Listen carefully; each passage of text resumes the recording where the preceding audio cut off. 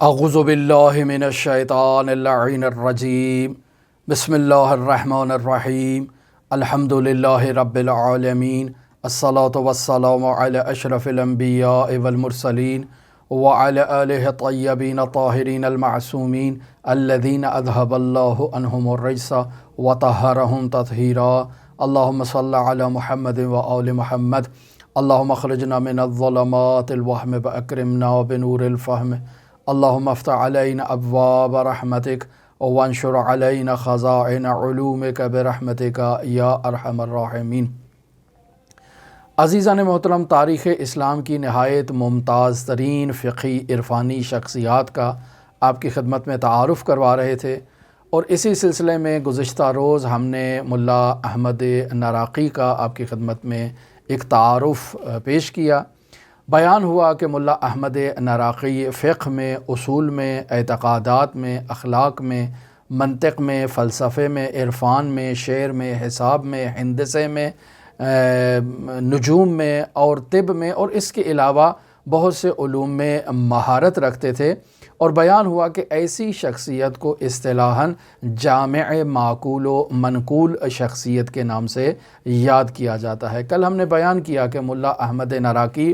ملا محمد مہدی نراقی کے گھر پیدا ہوئے، اور ملا احمد نراقی فاضل نراقی کے عنوان سے بھی شہرت رکھتے ہیں۔ ان کی پیدائش 1185 ہجری قمری کو نراق میں ہوئی، ملا مہدی نراقی کے گھر۔ کل تفصیل سے بیان ہوا کہ ملا احمد نراقی جو ہیں وہ ولایت مطلقہ فقیہ کے معتقد تھے، اور ان کی نظر میں باقاعدہ فقیہ جامع الشرائط کو جو معاملات حکومت ہیں اس میں دخل دینا چاہیے، اور باقاعدہ ملا احمد نراقی اس نظریے کے قائل تھے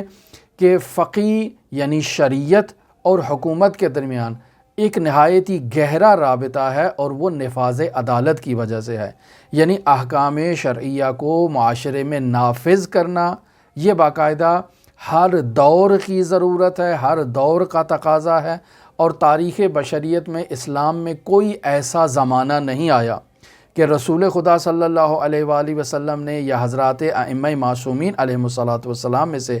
کسی ہستی نے یہ کہا ہو کہ اس زمانے میں اسلام کی چھٹی کر دی جائے، اسلام کو ایک غلاف میں لپیٹ کر باقاعدہ اس کو چوم کر کسی جو ہے وہ پرچھتے پر کسی ٹرنک میں کسی صندوق میں اس کو رکھ دیا جائے۔ اس دور میں اسلامی تعلیمات پر عمل کرنے کی اجازت نہیں ہے، ایسی کوئی روایت نہیں ہے، کوئی آیت نہیں ہے۔ اور وہ افراد جو اس نظریے کے قائل ہیں کہ اسلامی احکام معاشرے پہ نافذ نہیں ہونے چاہیے، یا کوئی ایسا زمانہ ہے کہ جس میں جو ہے وہ اسلامی احکام جو ہیں وہ معاشرے پر نافذ نہیں ہوں گے، تو ایسا شخص اسلام کے بارے میں درست معلومات نہیں رکھتا ہے۔ رسول خدا صلی اللہ علیہ وآلہ وسلم کے زمان حیات سے لے کر آج کے دن تک تمام اسلامی احکام باقاعدہ جو ہیں وہ موجود ہیں معاشرے میں، اور ان احکام پر عمل کرنا، ان کو نافذ کرنا ہمارا شرعی وظیفہ ہے، اور ہمارا یہاں وظیفہ یہ ہے کہ ہم ان کے نفاذ کے لیے جد و جہد کریں، ہم ان کے نفاذ کے لیے کوشش کریں۔ ہم اپنے وظیفے سے بڑھ کر کسی اور ذمہ داری یا کسی اور شرعی تکلیف کے پابند نہیں ہے۔ ہمارا وظیفہ یہ ہے کہ ہم جد و جہد کریں، نتیجے کے پابند نہیں ہے، جس طرح کہ امام خمینی رحمۃ اللہ علیہ نے بھی بیان فرمایا۔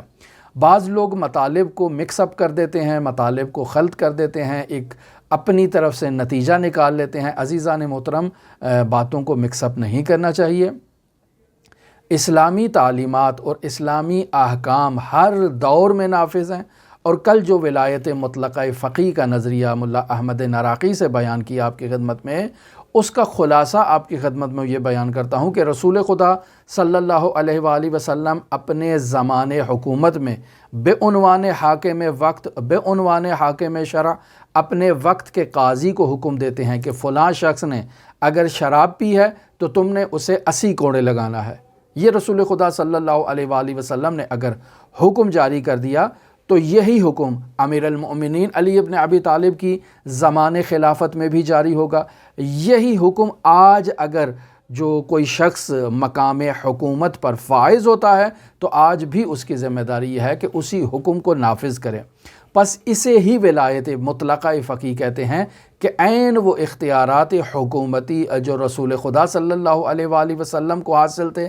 وہی اختیارات حکومتی رسول خدا صلی اللہ علیہ وآلہ وسلم کے تمام جانشینوں کو حاصل ہیں، اور وہی اختیارات حکومتی جو ہیں وہ عصر غیبت کبریٰ میں فقیہ جامع الشرائط کو حاصل ہوں گے۔ ایسا نہیں ہے کہ فقیہ کہے کہ میں بعض احکام پر عمل کروں گا، بعض احکام پر عمل نہیں کروں گا، بعض احکام کی اور سزاؤں کی مقدار میں اضافہ کر دوں گا، بعض کی مقدار میں کمی لے آؤں گا۔ ایسی کسی قسم کی تبدیلی کی کسی فقیہ کو اجازت نہیں ہے۔ پس گویا کہ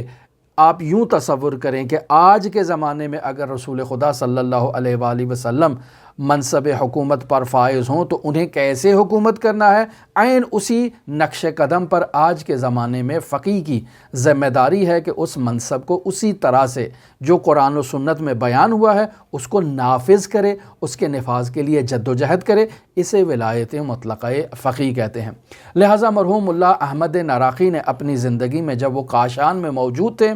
ان کی یہ کوشش ہوتی تھی کہ جن افراد پر ظلم ہو رہا ہے، جو مستضعف قسم کے لوگ ہیں، ان کی مشکلات کے حل کے لیے وہ جد و جہد کریں، وہ کوشش کریں۔ جتنے بھی معاشرے میں لوگ مظلوم واقع ہو رہے ہیں اور ظالم ان پر ظلم کر رہا ہے، ملا احمد نراقی کی یہ کوشش ہوتی تھی کہ ظالم کے مقابلے میں آ کر کھڑے ہو جائیں اور مظلوم کا دفاع کریں۔ یہ اگر رسول خدا صلی اللہ علیہ وآلہ وسلم کے زمانے حیات میں بھی ہے تو یہی وظیفہ ہے، عصر غیبت کبریٰ میں بھی یہی وظیفہ ہے، اور زمانے حیات ائمہ معصومین علیہم الصلاۃ والسلام میں بھی یہی وظیفہ ہے۔ آج اگر کوئی کہتا ہے کہ قرآن و سنت کے مطابق ہمارے اوپر ایسا کوئی وظیفہ نہیں عائد ہوتا، یا قرآن و سنت کی تعلیمات میں یہ کہہ دیا گیا ہے کہ اسلام کے معاشرتی احکام امر بالمعروف نہی عن المنکر، اجرائے حدود یا اجرائے عدالت کے احکام جو ہیں وہ بالکل اسلام نے ان کی چھٹی دے دی ہے، اور جب امام زمان اجل اللہ تعالی فرجہ شریف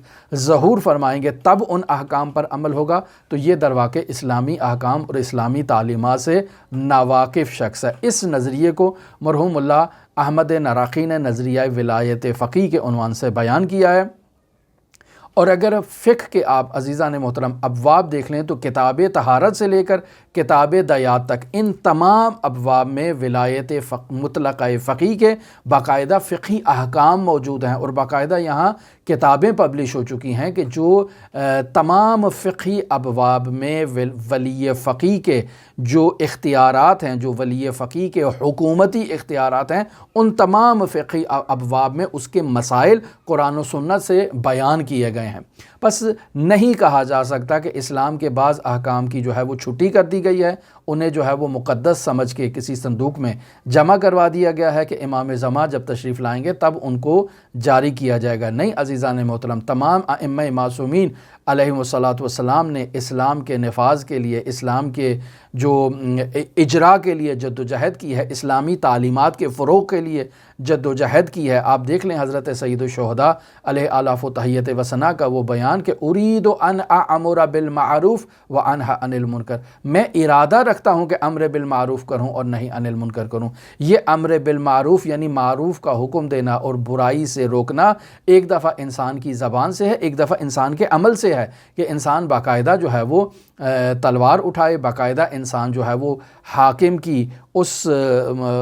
جو ہے وہ لگام حکومت کو سنبھالے اور باقاعدہ اسلامی احکام کو معاشرے میں نافذ کرے۔ پس ائمہ معصومین علیہم الصلاۃ والسلام نے اسلامی حکومت کے قیام کے لیے جد و جہد کی ہے، منتہا ان کی جد و جہد مسلحانہ جد و جہد نہیں تھی، ان کی جد و جہد یہ تھی کہ وہ معاشرے میں باقاعدہ جو ہے وہ مدینہ فاضلہ قرار دیں، لوگوں کی جو شعور ہے، لوگوں کی جو فہم و فراست ہے، لوگوں کی جو علمی ضروریات ہیں ان کو پورا کریں، اور لوگوں کو یہ بتائیں کہ اسلامی احکام کیا ہیں، قرآن و سنت کے احکام کیا ہیں اور انہیں کیسے نافذ کرنا ہے۔ لوگوں کی اگر فکری سطح بلند ہوگی تب وہ آ کر امام معصوم کی بیعت کریں گے اور امام معصوم کی اقتداء کریں گے، تاکہ امام معصوم کے پرچم تلے آ کر باقاعدہ اسلامی قوانین کو نفاذ کیا جائے اور نافذ کیا جائے۔ یہی کام ملا احمد ناراقی معاشرے میں کیا کرتے تھے کہ اگر کوئی مظلوم ہے تو مظلوم کا دفاع کیا جائے۔ اس زمانے میں فتح علی شاہ قاجار کی حکومت ہوا کرتی تھی اور ملا احمد ناراقی مظلومین کا دفاع کیا کرتے تھے۔ فتح علی شاہ قاجار نے کاشان میں جو حکمران مقرر کیا وہ ظالم حکمران تھا۔ ملا احمد ناراقی نے اس ظالم فاسق حکمران کو کاشان سے باہر نکال دیا۔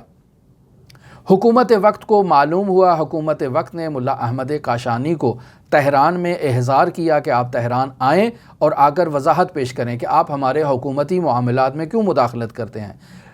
ملا احمد ناراقی بادشاہ وقت کے سامنے جا کر کھڑے ہو جاتے ہیں، بادشاہ وقت کو جا کر سمجھاتے ہیں کہ تم ظالموں کا دفاع نہ کرو، ظالموں کو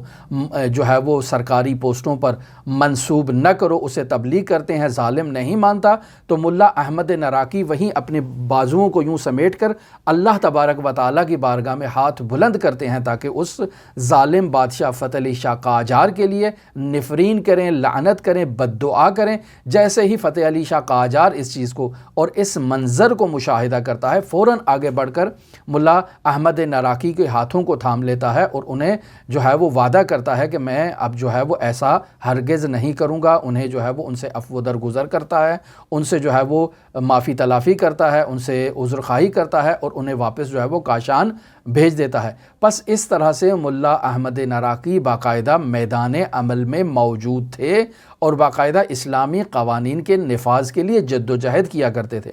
فتح علی شاہ قاجار کے زمانے میں جب ایران کی سرزمین کے بعض علاقوں پر روس نے قبضہ کیا تو ملا احمد ناراقی وہ مرجع وقت تھے جنہوں نے روس کے خلاف جہاد کا فتویٰ دیا اور پھر باقاعدہ نجف اشرف کے فقہا کو، کاظمین کے فقہا کو بھی خطوط لکھے، انہیں صورتحال سے آگاہ کیا۔ انہوں نے بھی ملا احمد ناراقی کے فتوے کی تائید دی اور حکم جہاد کا فتویٰ دیا۔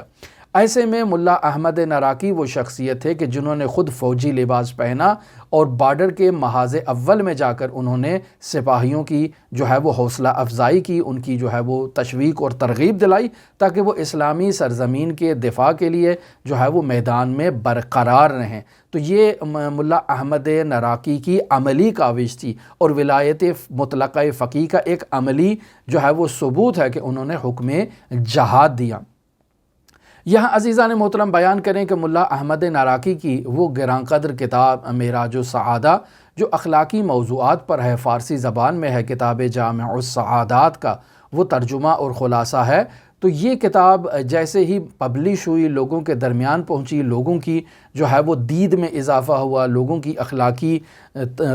رجحان میں اضافہ ہوا، تو ایسے ایک درویش نے بھی اس کتاب کا مطالعہ کیا اور اس کے ذہن میں یہ آیا کہ ملا احمد ناراقی کوئی درویش آدمی ہے، یعنی زاہد انسان ہے، اور زہد جو درویش اور صوفی جو زہد سے معنی لیتے ہیں وہ رہبانیت ہے، وہ دنیا سے دوری ہے، وہ ایک عزلت ہے، کسی کونے میں بیٹھ کر اللہ کا ذکر کرنا، دنیا و ما فیہا سے دوری اختیار کرنا۔ لہٰذا وہ ایک ایسا تصور اپنے ذہن میں ملا احمد ناراقی سے متعلق بنا بیٹھا تھا کہ یہ ایک زاہد انسان ہوگا۔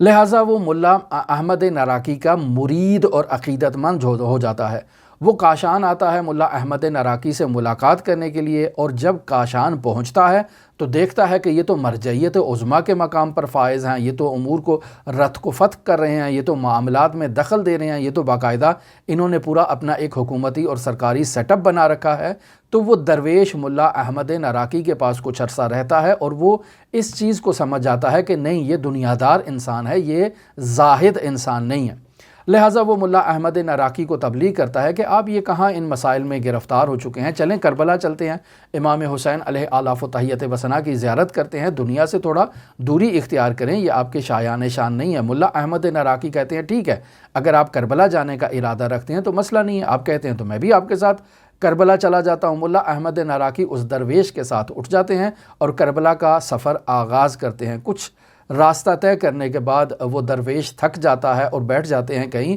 سستانے کے لیے، کہیں آرام کرنے کے لیے، کہیں سانس لینے کے لیے، کہ وہ درویش متوجہ ہوتا ہے کہ اس کا کشکول وہیں کاشان میں باقی رہ گیا ہے اور وہ اسے بھول آیا ہے۔ ملا احمد ناراقی سے کہتا ہے کہ میرا تو کشکول میرے پاس نہیں ہے، وہ پیچھے چھوڑ آیا ہوں۔ تو مجھے تو واپس جانا ہے اپنا کشکول لینے کے لیے۔ ملا احمد نراقی اسے کہتے ہیں ہم اتنا سفر طے کر آئے ہیں، ہمیں آگے جانا چاہیے، چھوڑیں کشکول کو، کشکول کیا کرنا ہے آپ نے؟ تو وہ درویش کہتا ہے کہ نہیں، میں تو اس کشکول سے وابستہ ہوں، میری تو اس سے بہت محبت ہے، بہت عقیدت ہے، میں تو اس کشکول کے بغیر ایک قدم بھی آگے نہیں بڑھا سکتا اور مجھے واپس جانا ہے۔ تو یہاں ملا احمد نراقی اسے متوجہ کرواتے ہیں کہ تم مجھے زاہد کہہ رہے تھے، تم مجھے ایک دنیا دار انسان کہہ رہے تھے، اور وہ زہد کی جو منفی تصویر تم نے اپنے ذہن میں بنا رکھی تھی، تم مجھے اس تصویر کا مصداق سمجھتے تھے، جبکہ اس تصویر کے عملی مصداق تم ہو۔ تم ایک کشکول سے ہاتھ نہیں اٹھا سکتے، ایک کشکول سے اس قدر تمہاری وابستگی ہے کہ اتنے کلومیٹر تم واپس جانا چاہتے ہو، جبکہ میں تمام مرجعیت، تمام جو نظام ہے اس کو وہیں چھوڑ آیا ہوں اور تمہارے ساتھ جو ہے وہ زیارات کے لیے جا رہا ہوں۔ پس اس سے یہ بات واضح ہو جاتی ہے کہ زہد انسان کے اندر، انسان کے دل کے وجود کی گہرائیوں میں ہے، اور زہد کا مطلب یہ ہے کہ انسان اس دنیا کا فریفتہ نہ ہو، انسان اس دنیا سے وابستگی نہ رکھتا ہو، انسان اس دنیا سے جو ہے وہ اس کا قلب وابستہ نہ ہو، انسان جو ہے وہ ان دنیاوی معاملات کو انجام دے رہا ہے اپنے وظیفے کی خاطر۔ لہٰذا عزیزان محترم، ہمارا بھی جو دنیاوی معاملات میں وظیفہ ہے، ہمیں اس وظیفے پر عمل کرنا ہے۔ پس دنیا کا فریفتہ ہونا، دنیا کا جو ہے وہ پجاری ہونا، دنیا کے پیچھے ہونا، یہ اور چیز ہے، اور اپنا وظیفہ ادا کرتے ہوئے انسان معاشرے کے سینٹر میں موجود ہو، جہاد پر جائے، انسان امر بالمعروف کرے، نہی عن المنکر کرے، حکومت کے نفاذ کے لیے، حکومت کے قیام کے لیے جد و جہد کرے، انسان باقاعدہ احکام الہیہ کے نفاذ کے لیے، عدالت کے نفاذ کے لیے جد و جہد کرے، تو یہ اس کا وظیفہ ہے، اس کا شرعی ذمہ داری ہے کہ وہ مظلوم کا دفاع کرے، وہ ظالم کی مذمت کرے۔ یہ دنیا سے وابستگی نہیں کہلاتا ہے۔ دنیا سے وابستگی یہی ہے کہ انسان اپنے کشکول سے وابستہ ہو جائے اور کئی کلومیٹر کا سفر طے کرنے کے بعد بھی انسان کہے کہ میں اس کشکول کے بغیر آگے ایک قدم بھی سفر نہیں بڑھاؤں گا۔ عزیزان محترم، ملا احمد نراقی 23 ربیع الثانی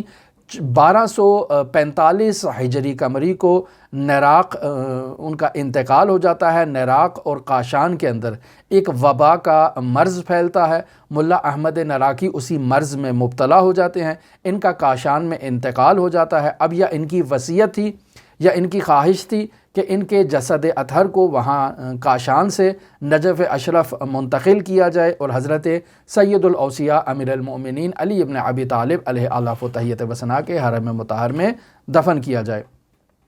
نہایتی شدت کی گرمی ہے، ان کے جسد خاکی کو منتقل کیا جا رہا ہے۔ جو 7 افراد ہیں وہ بیان کرتے ہیں کہ ہمیں یہ نگرانی تھی، یہ ہمیں پریشانی تھی، ہمیں یہ اضطراب پایا جاتا تھا کہ اس قدر شدت کی گرمی میں ہم اس میت کے جسد کو جو منتقل کر رہے ہیں تو کہیں یہ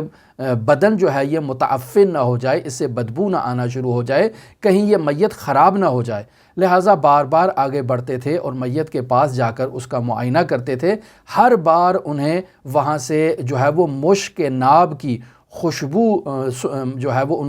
ان کے مشام میں آتی تھی اور وہ اس کو سونگھتے تھے، اور انہیں تسلی ہوتی تھی کہ ملا احمد نراقی کا جسد جو ہے وہ تر و تازہ ہے۔ پس یہ ملا احمد نراقی کی ایک کرامت ہے کہ شدت کی گرمی کے باوجود ان کا بدن جو ہے وہ مشک ناب کی خوشبو دیتا تھا، تر و تازہ تھا، اور نجف اشرف میں انہیں سپرد خاک کیا گیا۔ کل بھی آپ کی خدمت میں یہ